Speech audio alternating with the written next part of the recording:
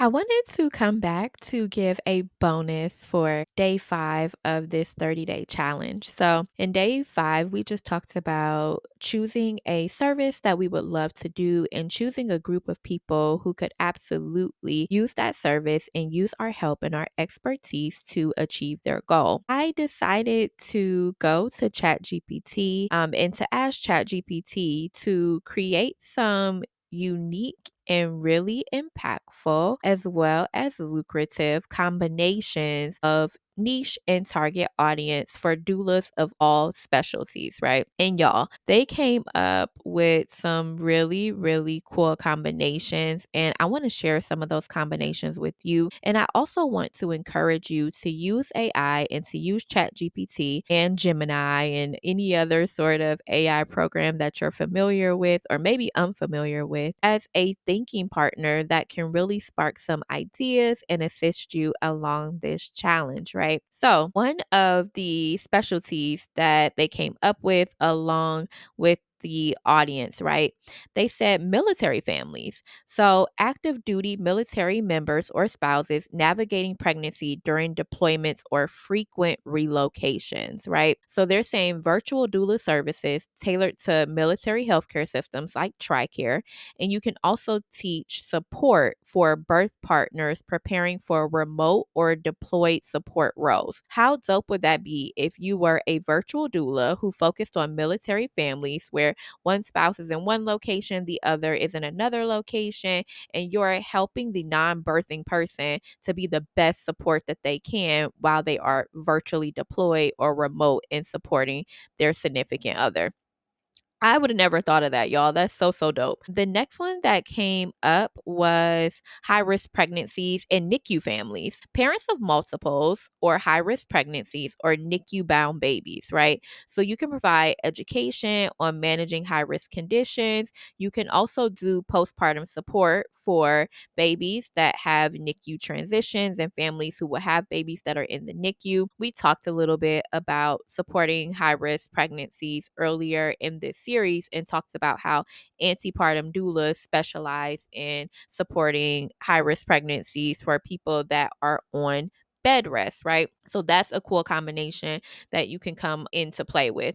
And then also parents of multiples. How dope would it be if you were a postpartum doula and you only focused on people who were having twins, triplets, quadruplets? I don't know. Maybe you don't want to be outnumbered by the babies to that extent. You might even have to bring in doula as a doula pair if it's going to be quadruplets, even triplets. I don't know how that would work, but that would be a really cool way to elevate yourself above the people in your area and above the quote unquote other options or competition by narrowing it down to this point, right? And you could always do research to see how many twin families are in your area. You can see the NICUs in your area to make sure that this is going to be something that works for you where you are. So, what about focusing on second time parents, right? So, parents welcoming a second baby who needs support balancing the family dynamic. So, you are transitioning, planning for the older siblings, right?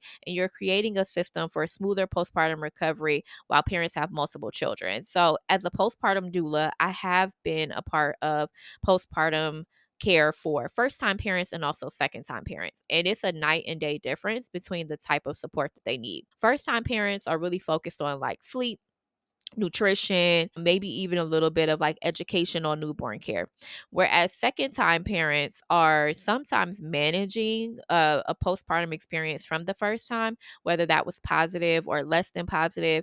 And sometimes they're also managing toddlers, right? So their older children may just be, 2, 3 years old. They may start to do things like sleep regress. I've had it happen a lot of times where the older child is sleeping through the night. And then all of a sudden their sibling arrives and I'm there for the sibling and the sibling is doing fantastic. The newborn baby is sleeping. And all of a sudden next door, I hear some crying. And I'm like, is that the older sibling who they told me was sleeping through the night? And suddenly the older child is struggling with the transition. And as a result, they are crying out for more parental support and more love and care from their parents. And so they will sometimes wake up multiple times a night and the parents have to come back into into the room, sleep next to the child, right? And do all of this soothing and comforting while I'm with the newborn.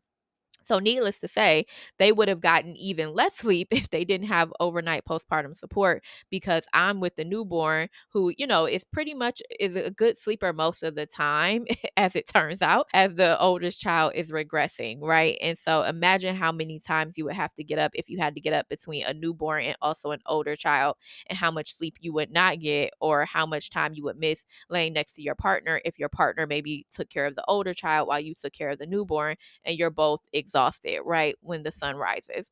So, just thinking through like some of those pain points, giving you guys some insight into some of the combinations that you may want to consider, that would be fun to do. Okay, so virtual support for rural communities. So, how many of you know that sometimes there are towns and places where it's very, very rural, right? Where you don't have another neighbor for miles and miles and miles. And people in those areas may have limited access to in person support, right?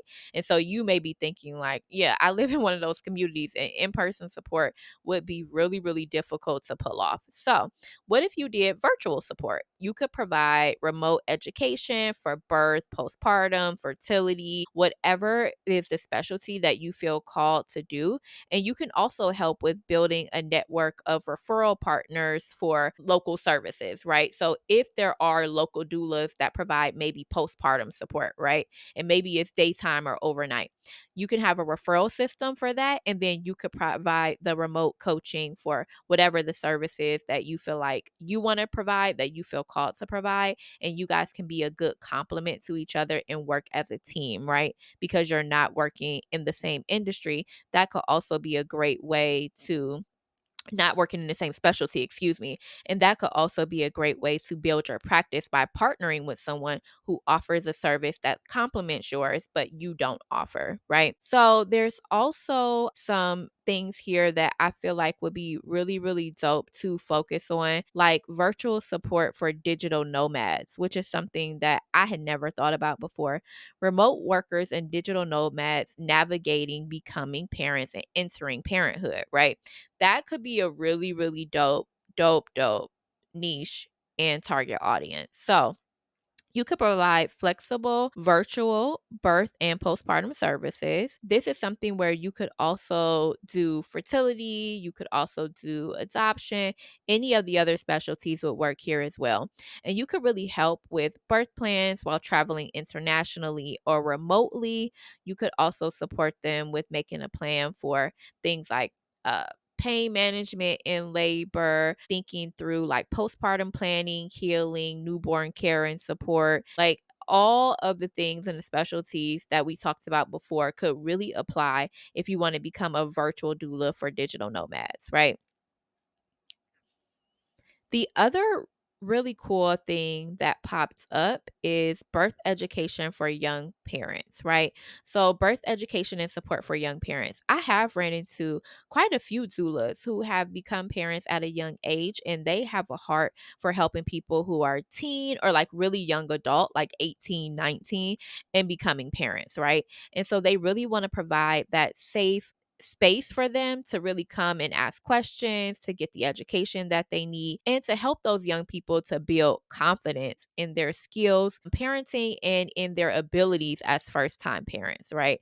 A lot of the doulas who I've talked to who have been young or teen parents have always said something about some family members that have been really supportive and really encouraging and empowering them. And then there seems like there's always another set of people, right, who have things to say, who are very judgy, right? And so being there to be able to walk alongside young people during that time as someone who understands the path that they're about to walk on and can provide encouragement and support and empowerment, and letting them know that they too can become incredible parents even in the teens, right? And even as young adults.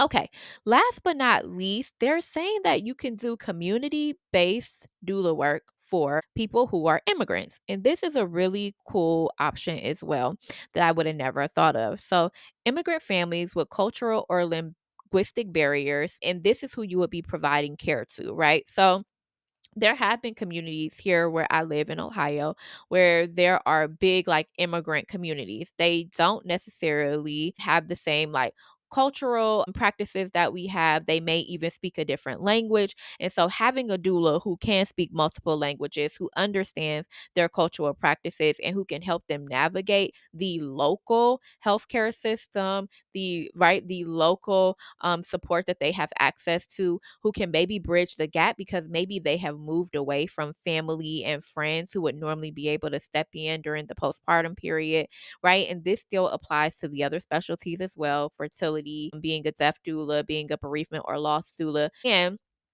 I don't know if I mentioned community based doulas in that episode. So, just to give a little background, community based doulas are really going to focus on populations who may not have like the economic ability to pay. And the way that you are going to set this up is to be a nonprofit organization or to have funding come from sponsorships or partners, right? That way you can really serve the community at a high level and also pay yourself very well for the service that you're providing, right? But those marginalized communities that really need your support are what community based doulas focus on. And I highly encourage you to structure your business in a way that allows you to thrive while also having that heart to serve. So that way you can be at a point where you have the longevity and consistency and sustainability in the work, right? So I do want to mention that it is a sustainable way to be a community based doula, and you do have to find the funding and have the business structure, apply for the grants, scholarships, funding partners, creative finance, creatively finance that support whatever that looks like. Plug into the nonprofit organizations who can really pay you to provide that support at a high level. But your ability to speak multiple languages and understand the cultures and to navigate those cultures and to really, make the people feel seen, feel understood, feel heard, and to really break things down in a way where they can understand them could be an amazing, amazing specialty target audience for you for doula support. Okay, so those were the things that came up from ChatGPT that I was like, oh my goodness, I absolutely have to share this. Let me know, what are your thoughts on the things that I've shared so far? As far as target audience and niche, I know that it's a like big juicy concept and it may take you a little bit of time to really think through like all of the skills you have, all of the experiences that you've had, all of the places that you've been, all of the people that you can connect to, and then pick the one that resonates the most, right? So, exciting stuff here, you guys. Like, I'm so happy that we get to go along this 30-day challenge together, that we get to do it together. And it occurred to me that while this is a launching pad, this is also a great relaunch for doulas who have been in the industry for a while, or maybe you stepped away and you just need to get some clarity, right? And I think of like people who are married for like a really long time and then they end up doing a vow renewal, right? And they are recommitting to what they said at the beginning of their marriage. And maybe they're in a season where they know more now, they're different people, right? They've gone through some things, but they're still deciding and redeciding to stay committed to the union that they have and the commitment that they made to each other. And it's the same thing with your career, right? So, excited about day 6, and we are going to dive into day 6 tomorrow. Let me know if this bonus episode helped you, if this was some creative things that you never thought about and some light bulbs went off like, oh my gosh, yep, you just said my specialty and you just talked about the group of people that I want to serve. I can't wait to dive in and get going now. So, hope that this clarified some things for you guys. Hope that it gave you even more confidence and even more energy to continue. And I will talk to you guys tomorrow. Bye for now.